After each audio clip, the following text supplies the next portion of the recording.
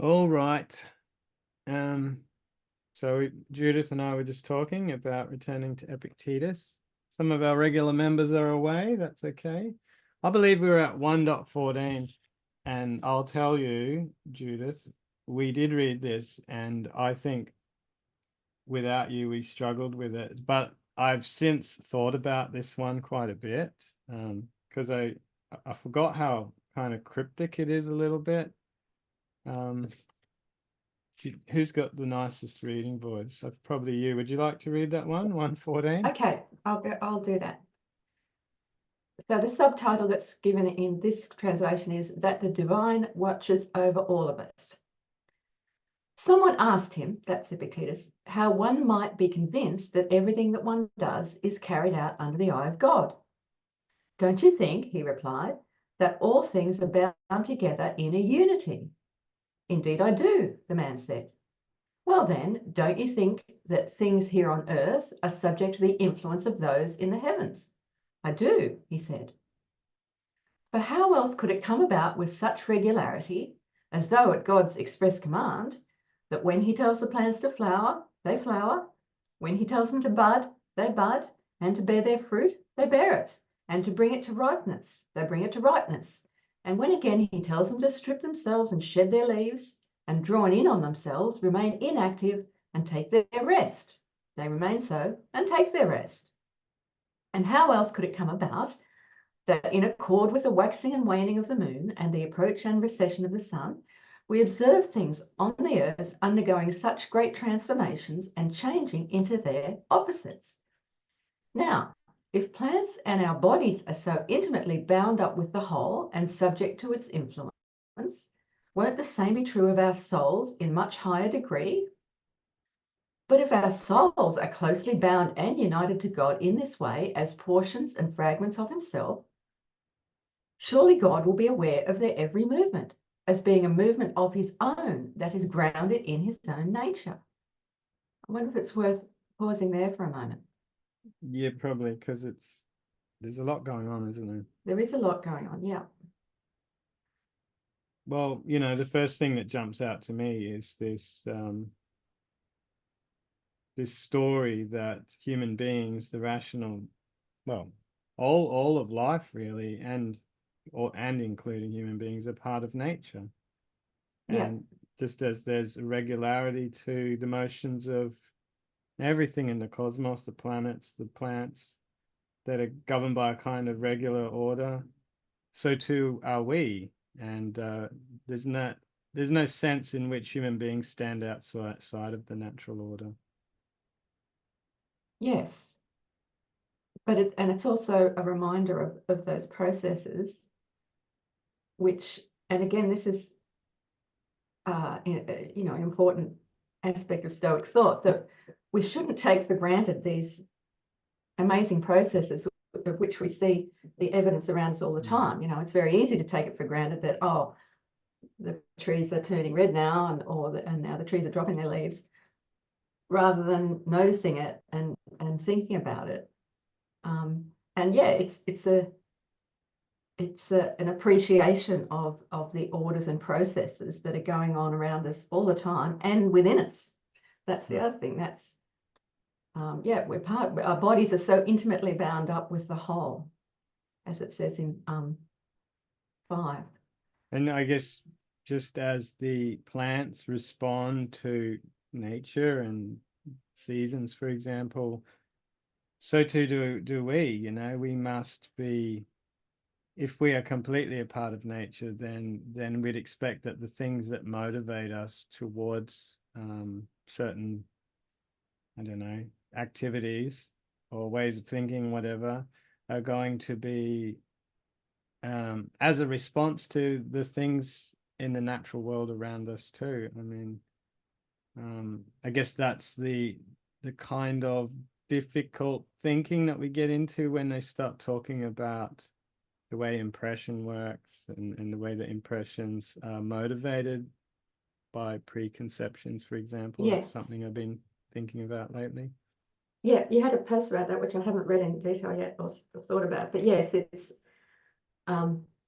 it's interesting how preconceptions and come about, and how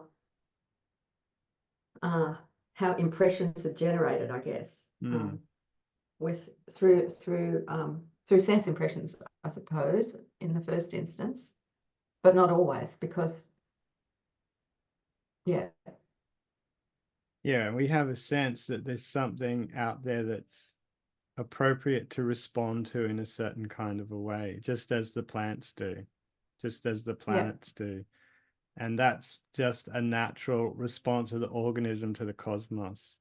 But the trouble is, being rational, we're able then to take that material and go to work on it cognitively.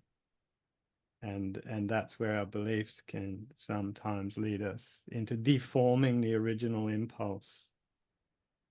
Yeah. Okay, so 7. Consider now you're able to reflect upon the divine governing order and every operation of the divine, as well as upon human affairs. And you have the capacity to be moved by countless things all at once, both in your senses and in your intelligence, and in such a way as to give you a sense of some and to reject others, or to suspend judgment, and to preserve in your mind so many impressions from so many diverse objects in such a way that when moved by them, your mind comes to conceive ideas that correspond to the impressions that were originally made on it. And so from these countless objects, you derive and preserve the arts, one after another, and also memories. So that's a very interesting passage. And it highlights that we can be selective, or that we are selective. You know, we give assent to some of these countless impressions that we're subject to, and not to others, or to suspend judgment. Epictetus emphasized we have that capacity,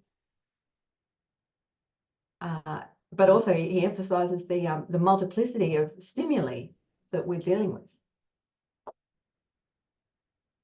If you're capable of all that, can it be that God isn't capable of overseeing all things and of being present throughout and having some communication with all it is? When the sun is able to illuminate so large a part of the universe, leaving unlit only that very small part that is covered by the shadow of the earth, can it really be the case that he who created the sun, which is only a small part of him by comparison with the whole, and directs it on its way, could lack the power to perceive all that exists? But for my part, someone says, I'm not capable of following all these things at one time. Well, of course, we're a bit limited in our human capacity, aren't we? Why, did anyone ever tell you that you have powers to rival those of Zeus? But all the same, he has assigned to each of us as an overseer his own personal guardian spirit, and has entrusted each of us to its protection as a guardian that never sleeps and is never open to deception. To what other guardian could he have entrusted us that would have been better and more vigilant than this? And so when you close your doors and create darkness within, remember never to say that you're on your own, for in fact, you're not alone, because God is within you and your guardian spirit too. And what need do they have of light to see what you're doing? I think there's just one more passage in 14, so I'll just read that. To this God, you too should swear allegiance, as soldiers do to Caesar. For they, on receiving their wages, swear to put the safety of Caesar above all else. So will you, who have been judged worthy of so many gifts of such a valuable nature, be unwilling to swear your oath, and having sworn it, hold true to it? And what is it that you must swear? Never to disobey, never to find fault with, never to complain about anything that has been granted to you by God, and never be unwilling to do what you have to do, or to undergo what you're bound to undergo. Now, is the one oath truly comparable to the other? The soldiers swear never to hold anyone in higher honor than Caesar, whereas we, for our part, swear to hold ourselves in higher honor than all else. Yeah, I find this all very kind of complex. But I read it a particular way. It'd be interesting to see if you see it differently. So I think it starts with 7, really, right? He's saying, Consider now you're able to reflect upon the divine governing order and every operation of divine. All this stuff is going on, right? You have the capacity to be moved by countless things all at once. So, you know, there's this huge causal vortex or whatever, things are moving around, both in your senses and in your intelligence, and in such a way as to give your assent to some and to reject others. So there's a myriad of things going on, but we're sort of negotiating this small area that we're aware of. And we can, you know, do our cognitive functions within that little area. And we preserve in our mind so many impressions from so many diverse objects. So we get this idea that there's just so much going on in such a way that when moved by them, your mind comes to conceive ideas and correspond to the impressions that were originally made on it. And so from these countless objects, you derive and preserve the arts, one after another, and also memories. So there's all this stuff going on, and it's impossible for us to really keep track of it all. That's why he says here at 11, I think, this is my reading, but for my part, someone says, I'm not capable of following all these things at one time. How can you be the kind of person who's able to monitor this complex network of things? That's what God does. And that's why he's talking about how God had created the sun. That do you doubt that he wouldn't be able to know what's going on at all times, and even of the things that are going on within you at all times, even if you're not knowledgeable of it, even if you're not able to keep it? So that means it kind of gives room to say why we err, doesn't it? Because God knows, but we lack that capacity to be able to hold all that in mind at once. But there's a consolation here. Although you can't hold it in mind at once, you've been given a guardian spirit who never errs, who is always watchful, who's constantly watching over this process and directly advising you. And somehow, presumably, you can. This is the trick. Like, what do you think the guardian spirit really means? Is it like a supernatural spirit that advises us? Is it like a moral conscience? Is it like, here's another way of looking at it, an actualizing force that is working in the background on your organisms to push you towards your teleological ends, your rational ends? How do you conceive of it? But either way, it's sort of suggesting we don't need to be always trying to be mindful of all the processes that are going on, because there's something, at least, that's being metaphorically described as a guardian spirit that is guiding us in the right direction, whether we're aware of it or not. And what we need to do, it seems to suggest here, is not be too invested in holding all these pieces of the puzzle in mind at the same time, but have the right attitude, never to blame, never to turn on God, never to find fault with or blame others or God and things like that. So it's just occurred to me that maybe one of the things he's getting at, or one way to think about it, could be, so what he's saying effectively is we've got an information overload, or we potentially have an information overload. Yeah. And this is, of course, what strikes people a lot these days, because we are constantly bombarded by stimuli. But so there's that, and then I think what he means by talking about the guardian is the hegemonicon. But he says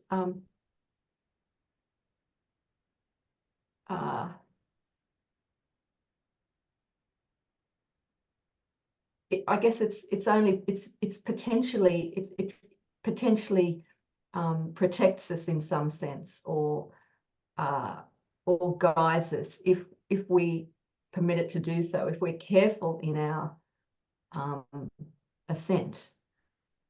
If we're careful in our assent, then we're looking after our hegemonicon the best way we can. Could be. So when you say looking after assent, you're thinking of where he says never to disobey, never to find fault. Is that where you take evidence for that? No, it's actually going back to where he said in 7, you have the capacity Yeah. to be moved by countless things in such a way as to give your assent to some and to reject others or to suspend judgment. So that power is with us. Yeah. And I think that's what's been given us by God. Yeah. But That makes also then, sense. yes, I think that final section where he's got the analogy of the soldiers swearing allegiance to Caesar. So as the soldiers put the safety of Caesar above all else, then we should, as it were, protect our judgment. And part of how we do that is not to find fault, not to complain, and to undergo what we need to undergo. It's a kind of reverence for what's been given us, I guess. Yeah, definitely. I think it's interesting that you put the guardian spirit as the hegemonicon. I guess it could be. I haven't read enough around that. I haven't checked what the Greek is. I might do that now if we can do that. So I'm guessing it's daemon or something. So it's 1:14:12. I'll just find the Greek.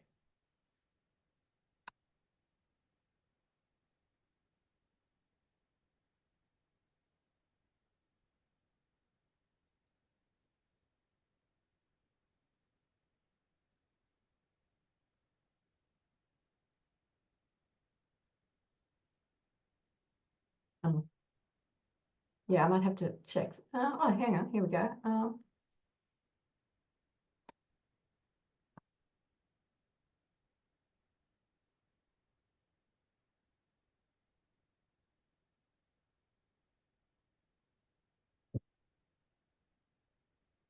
No, sorry, the Greek that I've got up is I find it hard to find where the right spot, so I might have to leave that one with me. It'd be interesting because there's something in here that makes me think,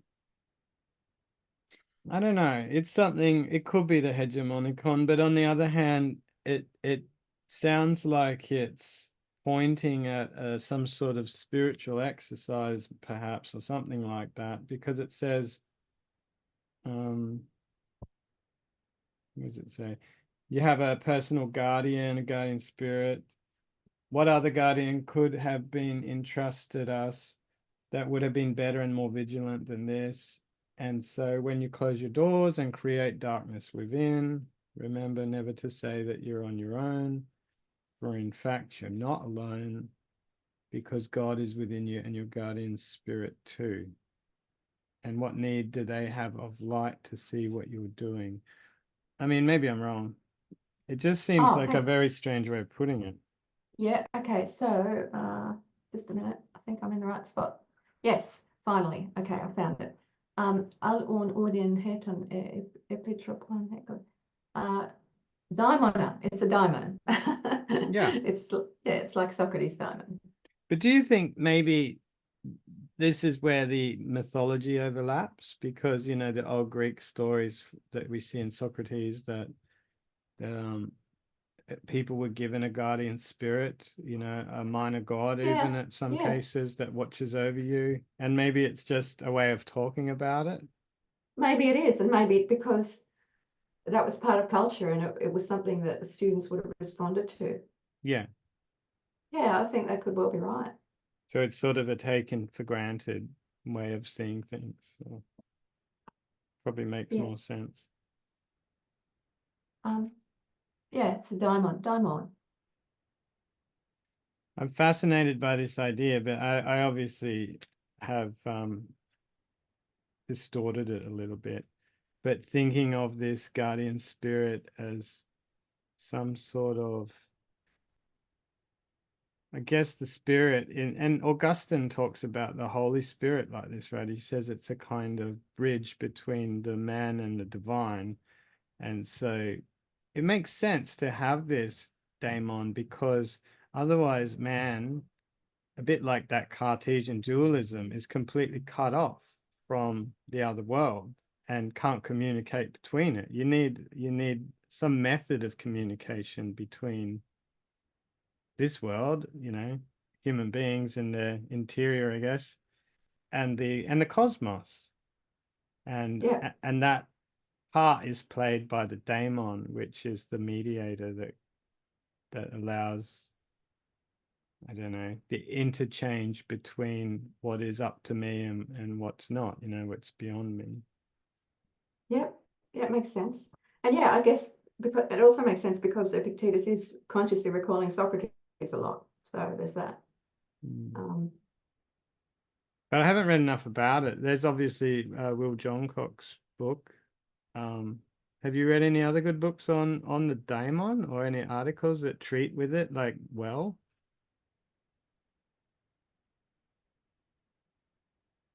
Can't think of any. Yeah, maybe we can do some more on that at some point. Yeah, it'd be super interesting. All right, is that one done? Yeah. Do you have anything else to add about any of that? No, I think we're good to go. I do like that one though. I like it when you come across one where it's complex and you're like, oh yeah, there's a lot in that. There is a great deal in it. It's like mythology and a bit of psychology. It's all happening. Okay. Yeah. 115. Yeah. What does philosophy promise? The nice short one. Once someone consulted Epictetus about how he could persuade his brother to stop being ill-disposed towards him. He said, philosophy doesn't promise to secure any external good for man, since it would then be embarking on something that lies outside its proper subject matter. But just as wood is the material of the carpenter and bronze that of the sculptor, the art of living has each individual's own life as its material. What about my brother's life then?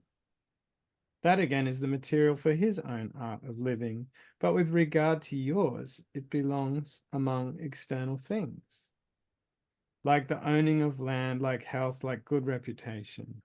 Now, philosophy promises none of these things, but says instead, in every circumstance, I'll keep the ruling center in accordance with nature. Whose ruling center? That of the individual, in whom I am. But how in that case am I to prevent my brother from being angry with me? Bring him to me and I'll tell him, but I have nothing to say to you about his anger. When the man who was seeking his advice then said, what I'd like to know is how, even if my brother is unwilling to be reconciled with me, I may remain in accordance with nature. Epictetus replied, nothing great comes into being all at once. For that is not the case, even with a bunch of grapes or a fig. If you tell me now, I want a fig, I'll reply, that takes time. Let the fig tree first come into blossom and then bring forth its fruit. And then let the fruit grow to ripeness. So if even the fruit of a fig tree doesn't come to maturity all at once and in a single hour, would you seek to gather the fruit of a human mind in such a short time and with such ease? Even if I were to promise you that myself, it is more than you can expect. And that's the end of that one. Yeah, I really like this one. It shows us that people would come to Epictetus with real life problems, So this person's consulted Epictetus about how to persuade his brother to stop being ill-disposed towards him. And Epictetus points out, well, that's a matter for the brother. Philosophy doesn't, there's two things really. Philosophy doesn't promise to secure any external good. So that's one thing. And in this particular case, it's the brother is responsible for his own attitudes, and for his external things. And philosophy promises nothing to do with that. And the only ruling center that we can be responsible for is our own. And so if the brother came to Epictetus, Epictetus would talk to him, but the brother's not neither here nor there. So there's nothing to be said about it. But you can see that this is still eating away at the guy. You know, he's not he's not really content with that answer in a sense. What I'd like to know is how, even if my brother is unwilling to be reconciled with me, I'm remaining in accordance with nature. So he's kind of got, you know, he knows that he should be in accordance with nature. That's what he should be aiming to do, but he doesn't know how to do that if he's not getting on with his brother. And of course, this is a real thing, right? You know, even if we're trying to follow Stoic ways and try to live in accordance with nature, that doesn't guarantee that we're going to be able to get on with everybody, even people like in our family, for example. Yeah, so, and it's going to trouble us. Yeah, exactly. And so that seems a very human and a very real thing going on there. But I also really like that Epictetus' response is that, well, it's going to take time. Everything takes time. A good result always takes time.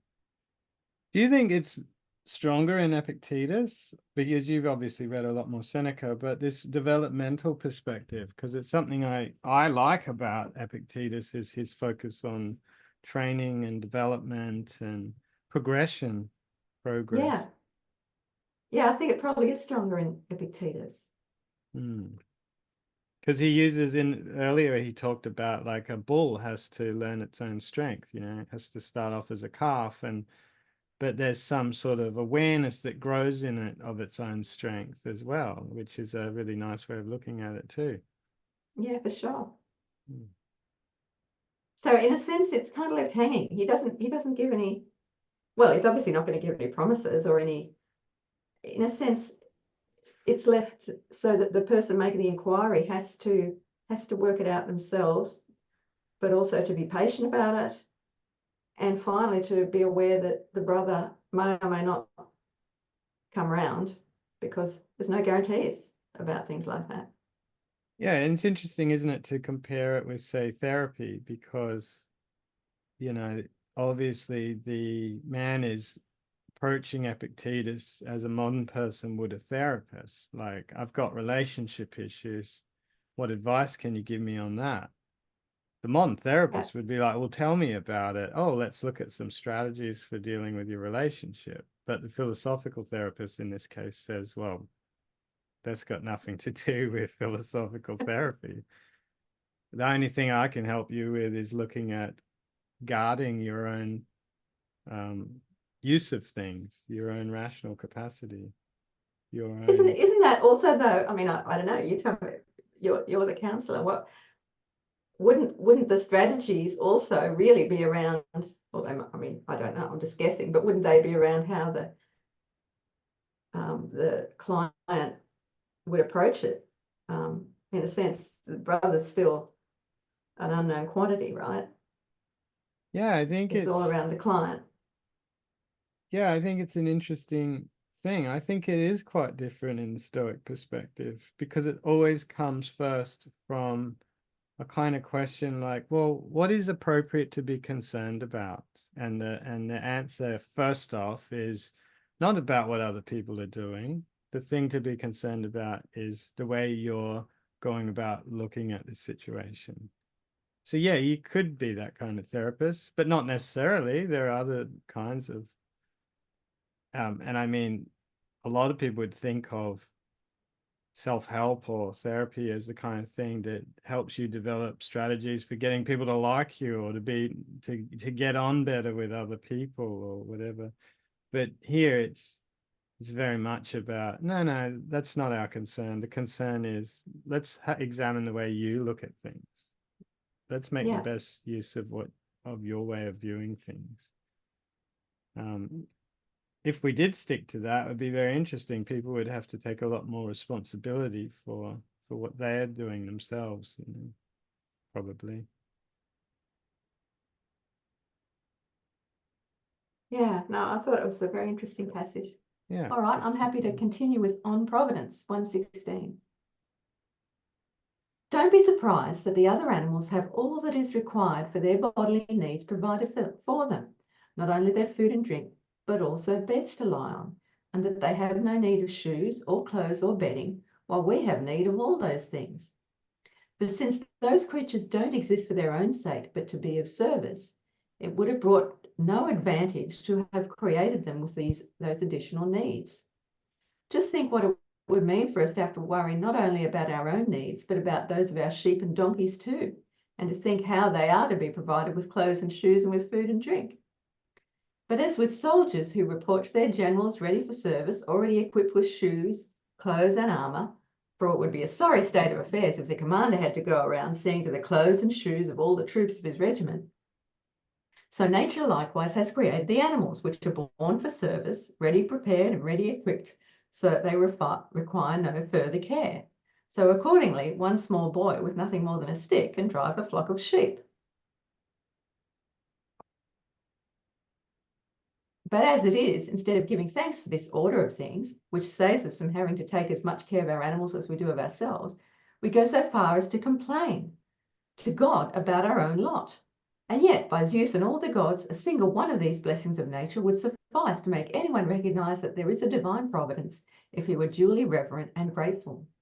And I'm not thinking for the moment of anything grand, but the mere fact that milk is produced from grass, and cheese from milk, and wool from an animal's hide. Who brought these things to be? Who conceived the idea of them? No one, someone says. Oh, what amazing imperceptiveness, what impudence. So I might just pause there. So this notion, I mean, we've discussed it before, I think, this idea that animals are created for the service of humans is something we find distasteful. Because we think we have more of an idea of animals' status than that. Although in fact we also, our culture exploits animals just as much as Roman culture did with our agricultural industries and so on. But Epictetus' argument is that we should think what it would mean for us to provide shoes for donkeys and sheep, and so that's his little joke.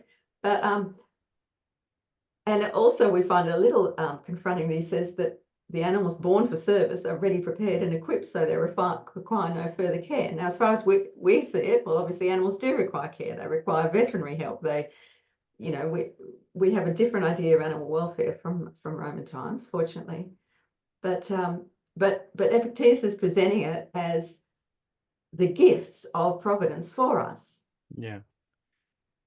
And in a way, it's just an argument for design, right? It starts out that way. Look, the world is set up in such a way so that you can benefit from it.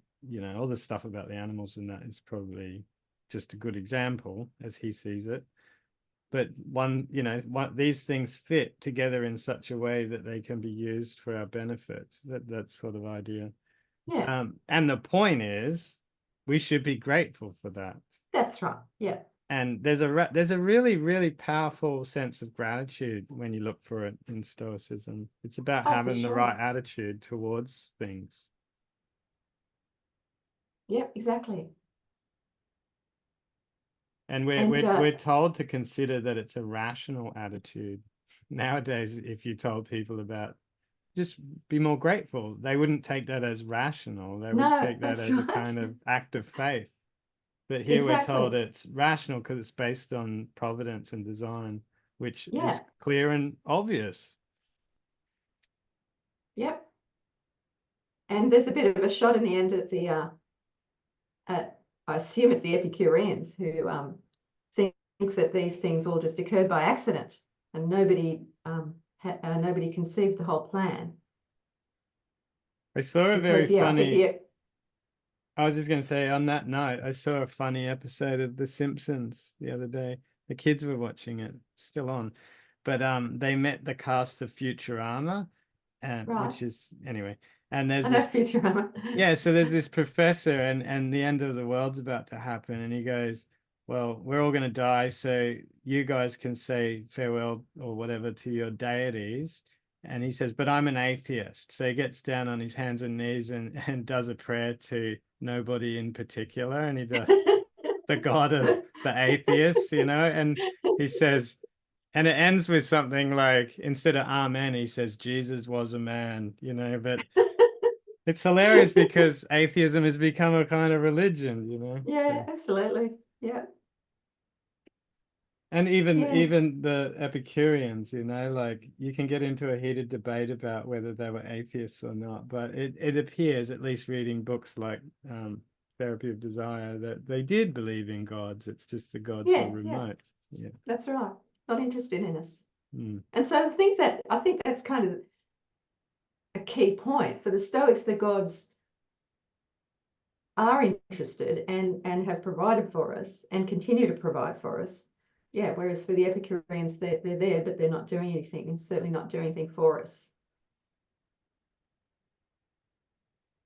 So I think the argument from design goes on. Well, now let's put aside the main works of nature and consider those of a more incidental character. Could anything be more useless than the hairs on one's chin? And yet, hasn't nature put these two to the most appropriate use that she could? Hasn't she distinguished the male from the female by this means? With regard to each of us, doesn't nature cry aloud from afar, I'm a man, and it's with that in mind that you should approach me. No need to inquire any further. The signs are plain to see. It's a bit strange. It's like, It is. You're looking from a distance and the person appears to have a beard, so you're like, oh, yep, I know that's a man. And again, in the case of women, just as nature has mixed a gentler note into their voices, she has likewise deprived them of facial hair. Oh no, the human animal should rather have been left without any distinguishing signs, so that each of us would have to have had to proclaim, I'm a man. But what a fine sign this is, how fitting and how distinguished. How much finer than a cock's comb and more majestic than a lion's mane. It is thus only right to preserve the signs that have been conferred on us by God. We should neither cast them aside, nor as far as possible confuse the sexes that he has distinguished. So you see, you're right to wear a beard, Courtney, because then it's obvious that you're a man. And it's appropriate, yes. Why should I tamper with nature? That's right. Are these the only works of providence from which we benefit? No. What words could be enough to praise or proclaim them as they deserve? For if we had any sense, what else should we do, both in public and in private, than sing hymns and praise the deity, and recount all the favours that he has conferred? As we dig and plough and sow, oughtn't we to sing this hymn of praise to God? Great is God for having provided us with these implements with which we till the earth.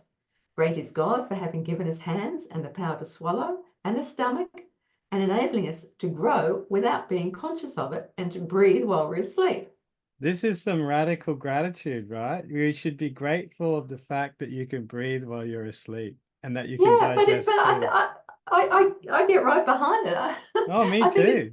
But I think it takes a certain type of person, because other people would be like, that's just dumb. But like, then there's a kind of person like you and me that can actually go, yeah, that makes sense to me. It does. I mean, even things like, if you think about the fact that your blood's still pumping away all the time. Yeah. But I'm often struck with this idea that people like you and me are really, it's no wonder attracted to this kind of philosophy, because, and then there's this idea in Stoicism that people would be better off if they could gravitate to this kind of philosophy. But then again, I'm thinking, well, maybe there's just some people that have got this particular way of seeing things that makes them incredibly grateful for the things that they have. Yeah, I think, well, I think it's partly being exposed to all these ideas. I mean, it's certainly shaped my thinking. Yeah. But I'd say you were naturally like that, if I had to guess. You're a natural optimist, I'm going to guess. Yeah, that's true. Yeah.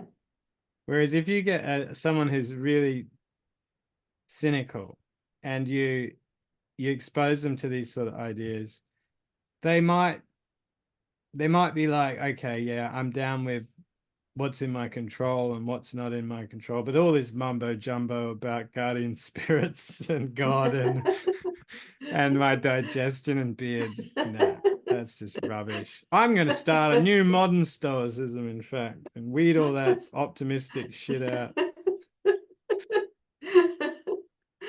Oh, goodness.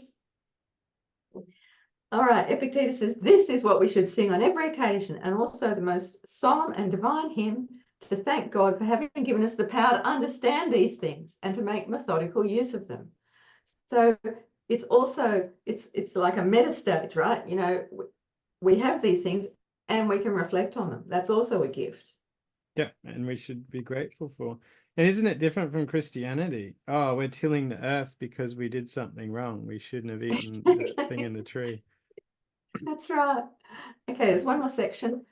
Well then, since most of you have, oh, then he switches it up. Most of you have become blind. Isn't it necessary that there should be somebody to take your place and sing the hymn of praise to God on behalf of one and all? And what else can I do, lame old man that I am, than sing the praise of God? If I were a nightingale, I would perform the work of a nightingale, and if a swan, then that of a swan. But as it is, I am a rational being, and I must sing the praise of God. This is my work, and I accomplish it, and I will never abandon my post for as long as it is granted to me to remain in it. And I invite all of you to join me in this same song. Yeah, it's really beautiful. It is really beautiful. And yeah, again, I just see it as one big group of people saying, yeah, that's amazing, and another group of people saying, yeah, well, we should just get rid of that because it's just obviously not philosophical. That's right. But also, and he underlines his lame, you know, we in case that we've forgotten about it for a minute, but you know, he's old and he's a slave and he's lame, but he is incredibly grateful for the life that he has. Yeah. Yeah.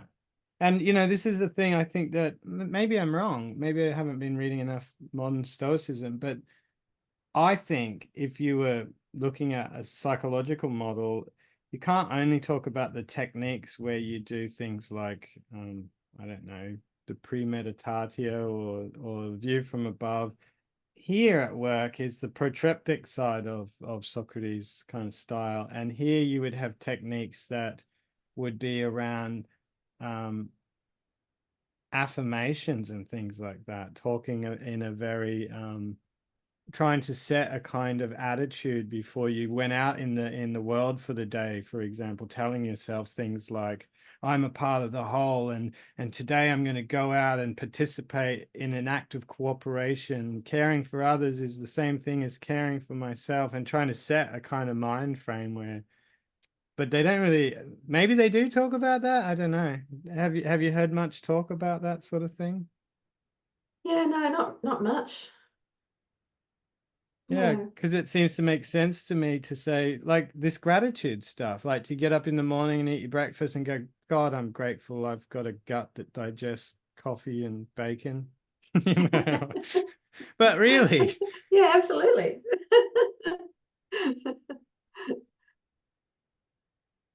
Okay, shall we? 117?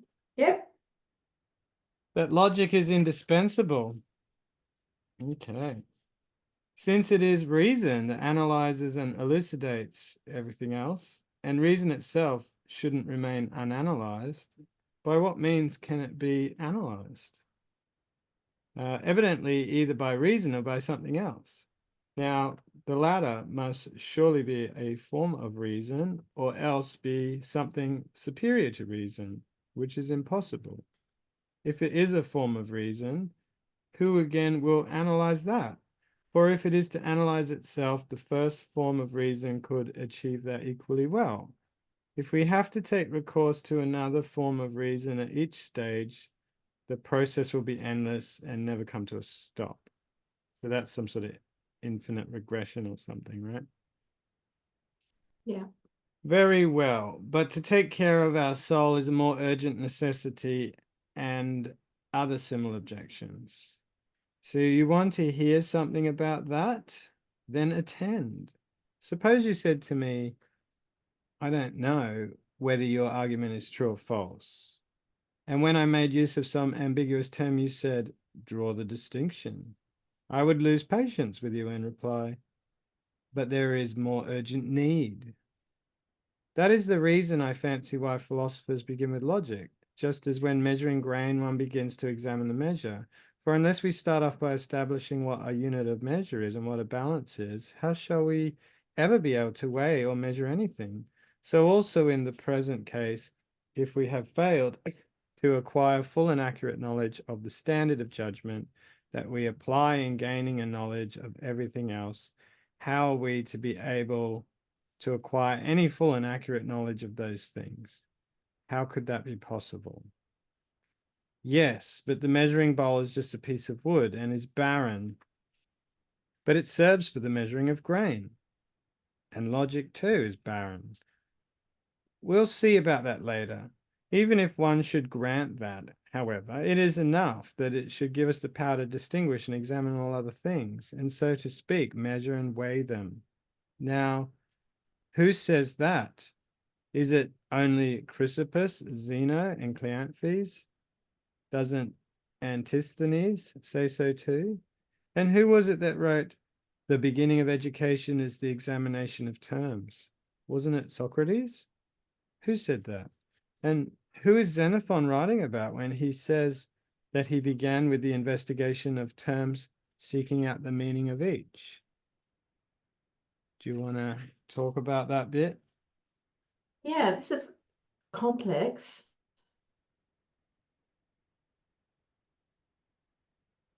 So yes, I think the first thing he's pointing to is that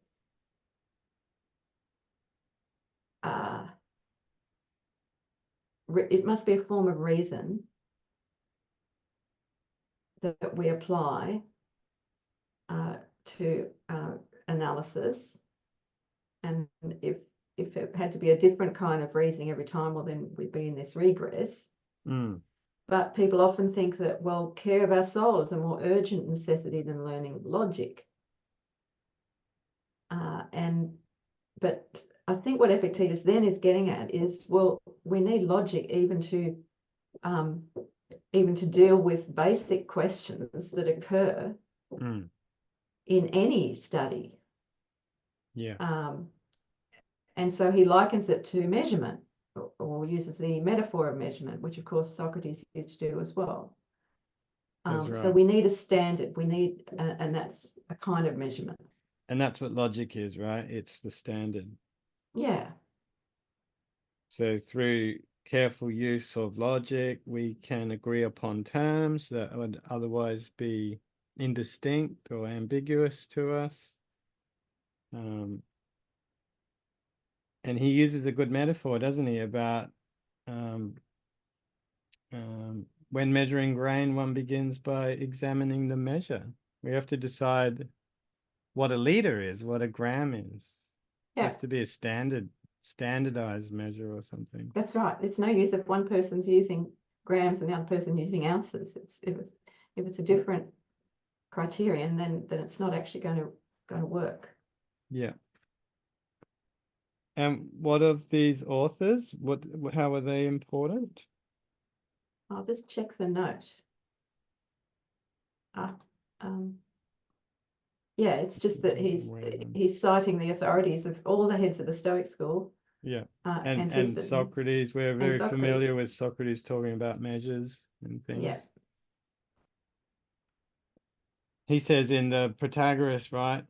I have to go back and read it, but he talks about gaining an accurate measure, and sometimes pleasurable things distort that unit of measure, because it's as if the pleasurable thing is held up close to oneself, and the rationally good thing, but maybe not so pleasurable thing, is seen as if far away or offset in such a way as not to look quite well. And what you've done is distorted your unit of measure. You're not applying the same principle to the pleasurable thing as you are to the other thing. If you could apply the same unit of measure, the underlying logic of measurement, you would be able to compare them on an even ground or whatever. Something like that. I feel like that's what he's getting at, right? Yeah, for sure, I think. So is this what is important then and admirable, to be able to understand Chrysippus and interpret him? Who says that it is? So what is in fact admirable? To understand the will of nature? What then are you able to understand? What then? Are you able to understand that by yourself? If so, what need do you have of anyone else? For if it is true that all who do wrong do so against their will, and you for your part have come to know the truth, it necessarily follows that you must already be acting rightly. No, by Zeus, I don't understand the will of nature. Who can interpret it then? Chrysippus? So it is said. I go to him to find out what this interpreter of nature has to say, to begin with. I don't understand the meaning of his words and look for someone who can interpret him. Come, consider what this means, just as if it were in Latin.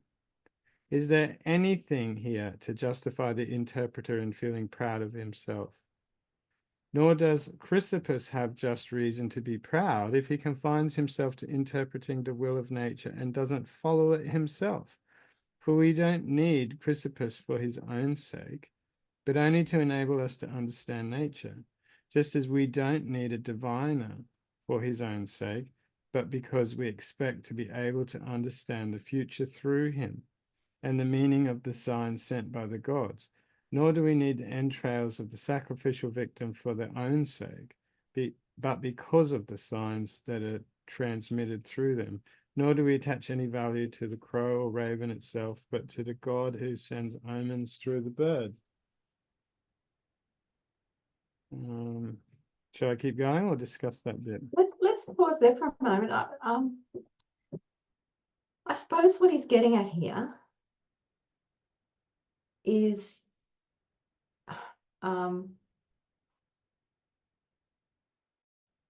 that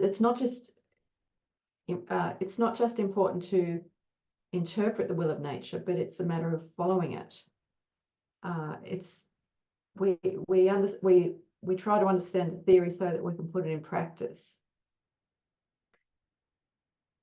We don't need Chrysippus for his own sake, but only to enable us to understand nature.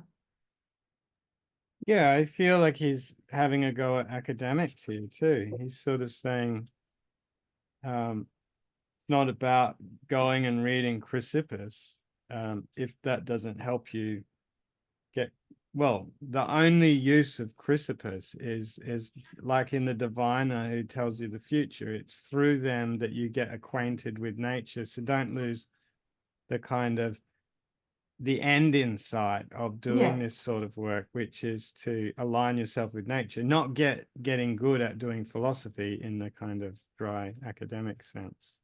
Yeah, I guess, and because we can get hung up on the interpretation rather than the next step. The end of the point of it all. Yeah, because what good would Chrysippus be, even if he could write all these books, but he couldn't find he couldn't even follow his own understanding of nature, you know? That's kind of what he says, right? Yeah, I guess, but yeah, so even for Chrysippus, even for the head of the school, it's important to live the life, right? Not just to spout the doctrines or be able to report the doctrines. Yeah.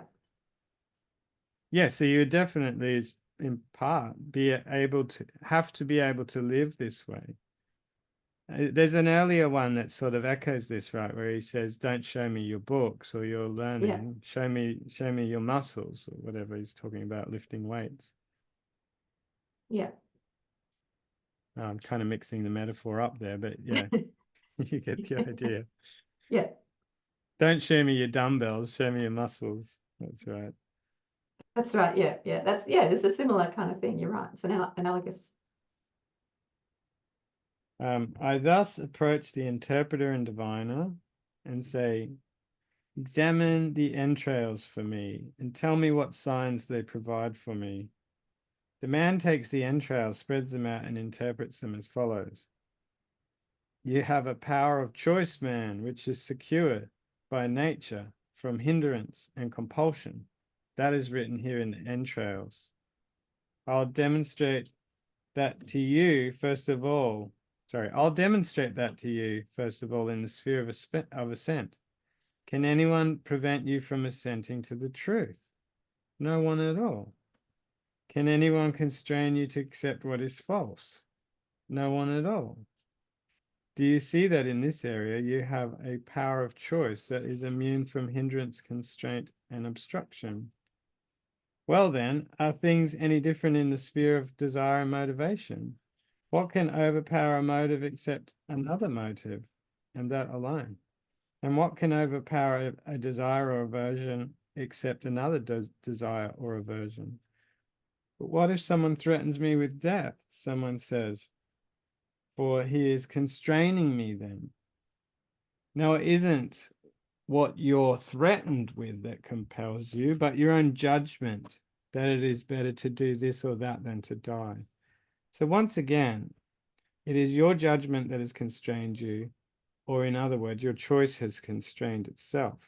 For if God had so created that portion of his being that he has detached from himself and given to us, that it would be subject to hindrance or compulsion, whether from himself or from another, he would no longer be God, nor would he be taking care of us as he thought, or as he ought, sorry. This is what I find in the sacrifice, says the diviner. So all of this is what the diviner was banging on about. These are the signs that have been sent to you. If you wish it, you are free. If you wish it, you'll find fault with no one. You'll cast blame on no one. And everything that comes about will do so in accordance with your own will and that of God. It is for this prophecy that I go to the diviner and philosopher, and I don't admire him because of the interpretation that he offers, but rather because of the very truths that are revealed in the interpretation.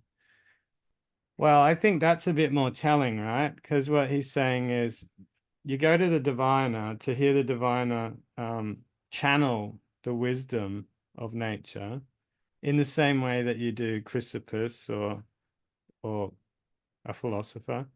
It's got nothing to do really with the person themselves.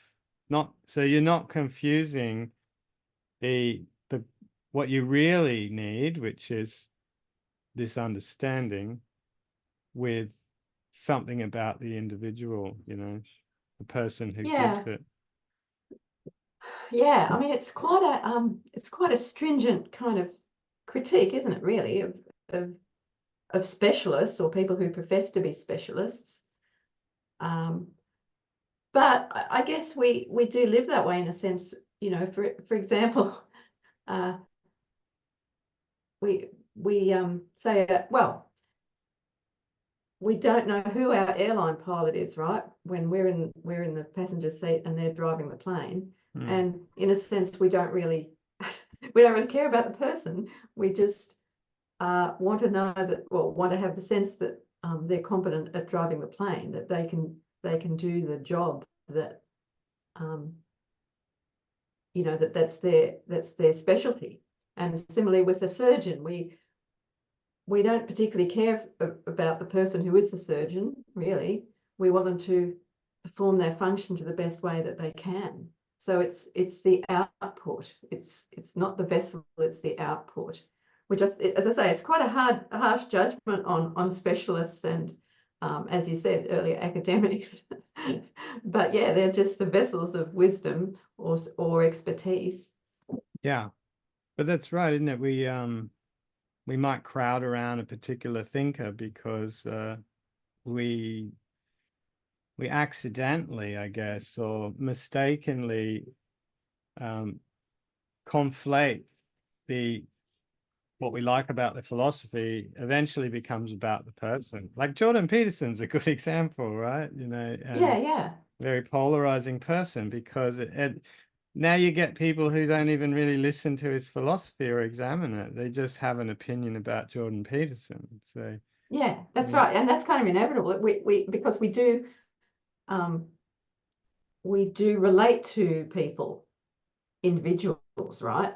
And that's our natural response.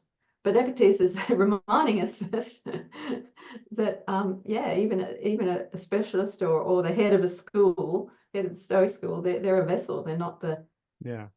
they're not the point themselves. And I think there's an important observation here, which is saying something about the way in which we generally err especially with the way the senses mix things up. And it kind of goes like this, right? That I think there's that account that Graver gives from Cicero, and it's well, it's obviously in Cicero, but I read it in Graver, and it sort of says something like, when the organism is not doing too well, I can't remember the technical word, it seeks to restore its constitution. So it finds things around it to, you know, bring it back to restore itself or preserve its own constitution.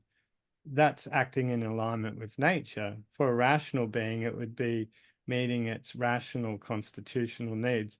But in doing so, in the restoration of itself, it experiences a kind of relief, which we would call pleasure. But some people mistake the act of restoring the constitution and the pleasure that is associated with that becomes the goal or the end in itself.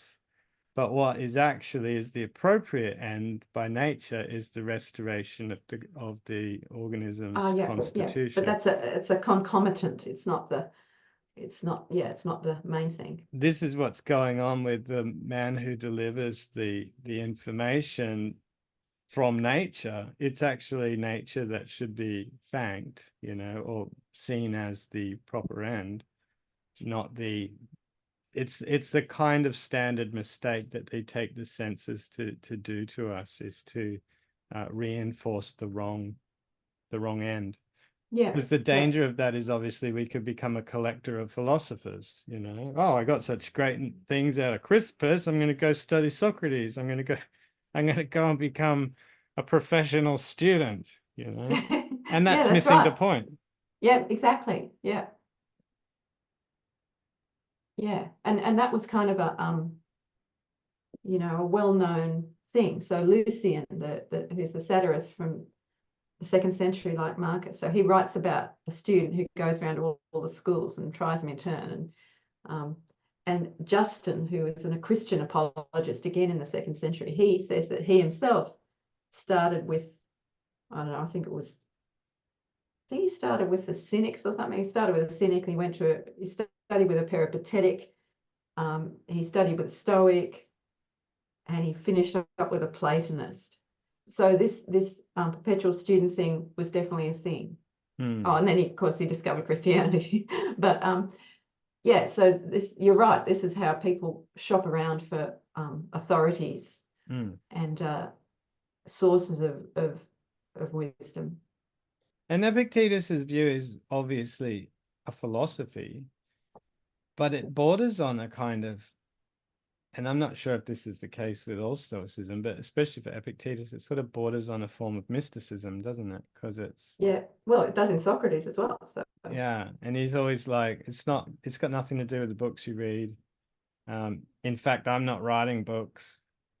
It's a kind of communion with things. It's a way of seeing things clearly, and that might come through a person, but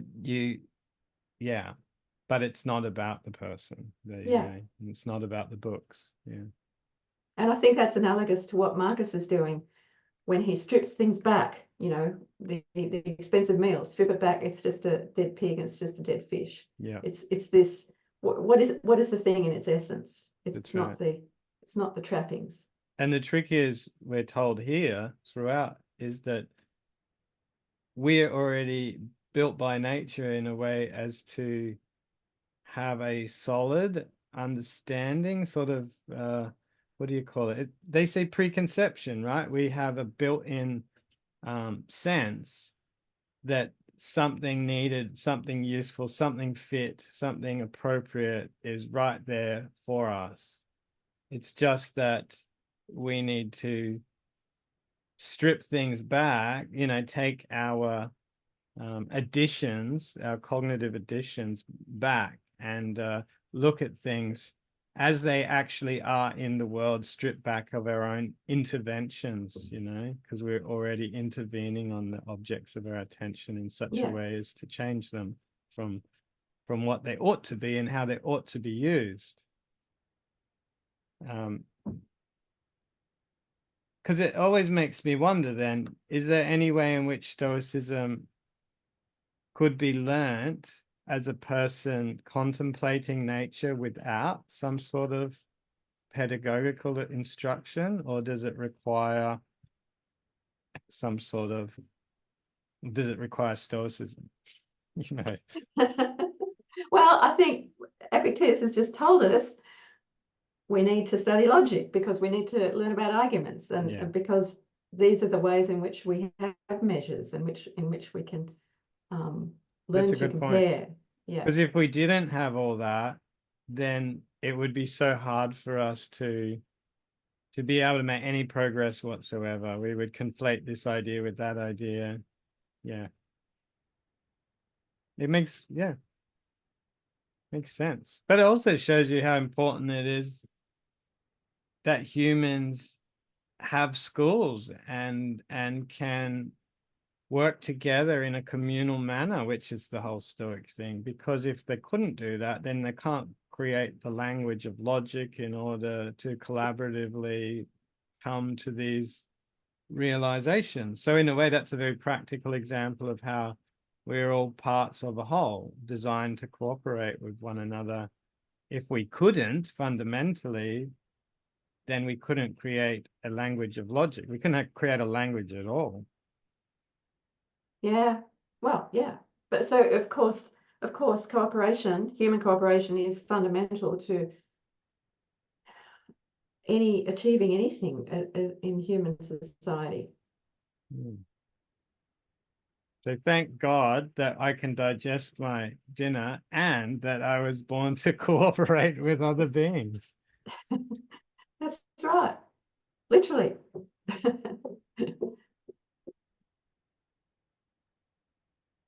Are we all up right, to so 18? How long's 18? Let's have a look. Pretty long. Oh, it's pretty long. Oh, wow. It's really long.